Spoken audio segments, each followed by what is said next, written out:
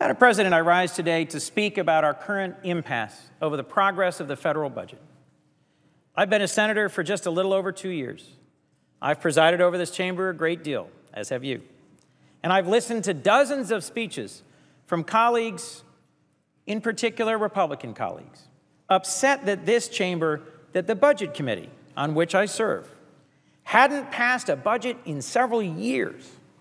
But this year, we passed a budget. Finally, we went through the long and grinding process known here in Washington as vote-a-rama, where we considered, debated, and disposed of 101 amendments over hours and hours and hours of deliberation and debate and voting on this floor. And we passed a budget. It's been 46 days since the Senate passed our budget. But we still need to reconcile it with the House of Representatives budget for it to become a forceful resolution, a budget resolution that drives the decisions of the Congress. It's important we do that because it's been 66 days since the sequester kicked in. Sequester, I know, is Washington speak, but all of us as senators are hearing from our home states the very real, very human impact of these across-the-board spending cuts that have begun to really bite.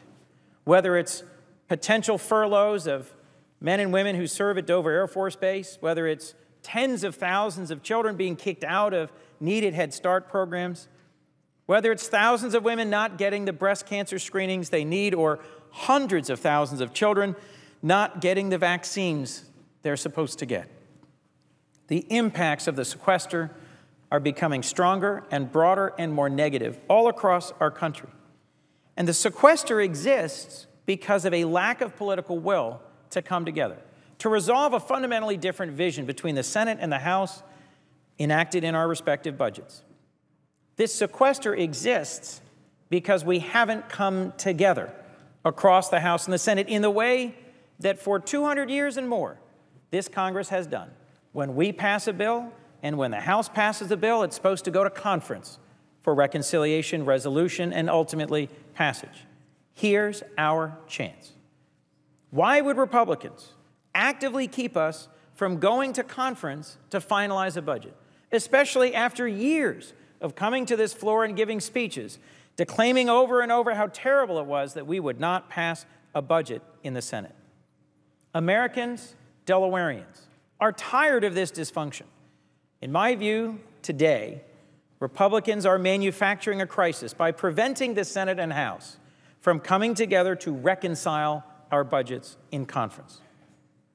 As I said, Madam President, I'm a member of the Budget Committee, and I can say with some detailed knowledge, as can you, there are real differences between the budgets adopted here in the Senate and that adopted in the House. I believe the Democratic budget promotes growth, and the Republican budget focuses on cuts. I believe ours prioritizes the middle class, while as the other prioritizes more tax cuts for the wealthiest.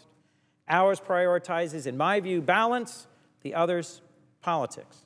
I think our budget puts us on the path towards job creation, while the other takes a path to austerity. But we will never reconcile these two budgets, achieve a shared path forward, and set aside this terrible sequester if we don't go to conference. Reconciling these two budgets are the definition of what I've heard member after member come to the floor and call for, what we here in the Senate call regular order, the process set out by the founders of this nation and to which we should return. These political games, in my view, are destroying this institution. And I think it is no wonder that the opinion of the average American all across this country of this institution simply sinks lower and lower.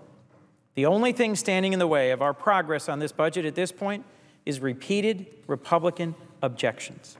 It is my hope they will step aside and allow us to walk the corridor to the House, get to the conference table, and resolve our budget differences.